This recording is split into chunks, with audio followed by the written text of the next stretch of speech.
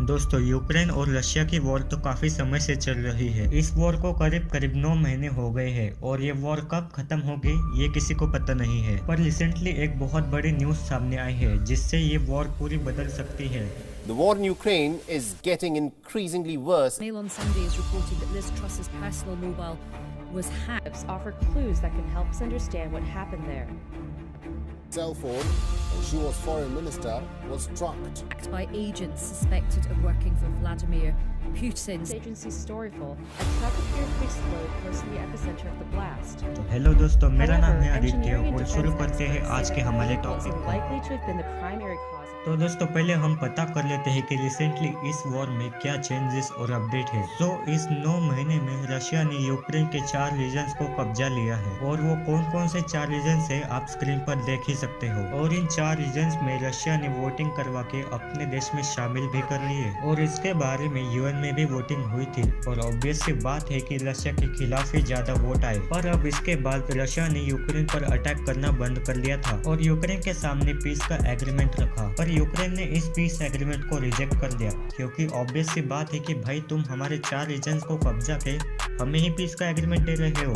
मतलब वाह मोदी जी, वाह वाह। यूक्रेन लगातार अपने रीजन्स को फिर से वापस कैसे लिया जाए इसके बारे में सोच रहा था। अब आप बोलोगे कि यूक्रेन सोच क्यों रहा था, डायरेक्ट अटैक कर देता। वैसे भी यूक्रेन के साथ यूएसए, यूरोपियन यूनियन और बहुत से देश यूक्रेन के साथ है। बात ऐसी है कि रशिया ने पूरे वर्ल्ड को बता दिया कि ये 4 रीजन्स अब रशिया के हो चुके हैं। अगर यूक्रेन इन पे अटैक कर देता है तो रशिया इन 4 रीजन्स को बचाने के लिए डायरेक्ट न्यूक्लियर वेपन यूज कर देगा। पर फिर भी यूक्रेन ने रशिया का 3.7 बिलियन का ब्रिज डिस्ट्रॉय कर दिया और ये कोई सिंपल ब्रिज नहीं था बल्कि क्राइमिया और रशिया को जोड़ने के लिए एक मेजर और इम्पोर्टेंट ब्रिज था। यूक्रेन ने क्या किया कि इस ब्रिज के ऊपर सिंपली एक ट्रक को भेज दिया जिसमें भर भर के बॉम्ब थे और आप स्क्रीन पर देख ही सकते हो कि ये ट्रक कैसे ब्लास्ट हुआ। और रशिया ने इसके एक दिन बाद ही यूक्रेन पर करीब 100 मिसाइल फायर कर दिए जिसमें से यूक्रेन सिर्फ 25 ही मिसाइल को डिफेंड कर पाया और बाकी के जो 75 मिसाइल थे वो डायरेक्ट यूक्रेन को हिट कर दिए। और इसके साथ साथ रिसेंटली रशिया और यूरोप को कनेक्ट करने वाली गैस पाइपलाइन एक मिस्टीरियस तरीके से ब्लास्ट हो जाती है और इसका सारा ब्लेम यूएसए पर लगाया जा रहा है कि यूएसए ने ही पाइपलाइन को ब्लास्ट कराया है। दोस्तों, अब आते हैं एक इंटरेस्टिंग मुद्दे पर जिससे ये वॉर पूरी बदल सकती है। तो रिसेंटली बहुत सी ऐसी न्यूज आ रही है कि जो रशिया के प्रेसिडेंट है व्लादिमीर पुतिन, उन्होंने यूके के पीएम का मतलब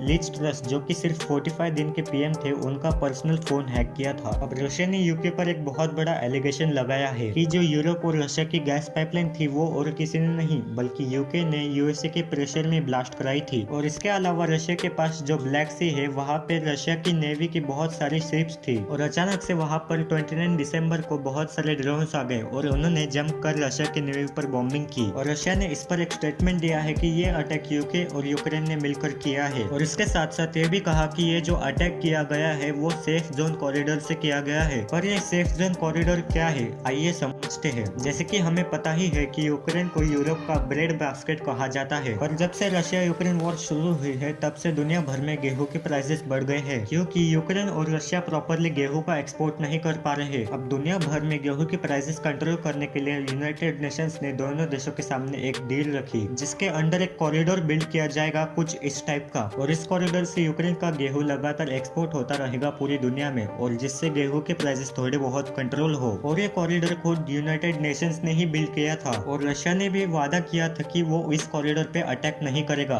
पर इस ड्रोन अटैक के बाद रशिया ने कह दिया है कि अब हम ये जो सेफ कॉरिडोर है उसे भी हम बंद कर देंगे। और इसका रीजन देते हुए पुतिन ने कहा कि क्योंकि इसी कॉरिडोर का फायदा उठाते हुए यूके और यूक्रेन लगातार ड्रोन्स भेजते हैं और रशिया के ब्लैक सी फ्लीट पर अटैक करते हैं। अब इसका इम्पैक्ट पूरी दुनिया पे होगा और फूड प्राइस से बढ़ने लगेंगे। अब यूके की मीडिया इस मुद्दे पर ये कह रही है कि ये रशिया का एक वेल थॉट आउट प्लान है कि ये लोग एक एक करके यूके पर आरोप लगाएंगे और यूके की सरकार क्या क्या स्टेप्स ले सकती है और यूके के पास क्या ऑप्शन है ये पहले ही रशिया को पता होता है, इसलिए ये प्रॉपरली मूव चल पा रहे हैं। और ये इनको कैसे पता था? तो इसका जवाब है यूके के पीएम का फोन हैक करने से। अब आप सोच रहे होंगे कि पुतिन को इतना क्या इंटरेस्ट है यूके में। तो आप सभी को तो पता ही होगा कि यूरोप में कितनी भीषण ठंड होती है, पर अगर यूरोप में हीटिंग सिस्टम ना हो तो वहाँ पे क्या क्या हो सकता है इसका आप अंदाजा लगा सकते हो। अब पुतिन का ये अंदाजा है कि जब यूरोप में ठंड पड़ेगी तब ये रशिया के सामने झुक जाएंगे और कहेंगे कि हमें नेचुरल गैस कहीं भी सस्ती नहीं मिल रही, आप हमें नेचुरल गैस दे दो और हम यूक्रेन को सपोर्ट करना बंद कर देंगे। अब पुतिन इस पे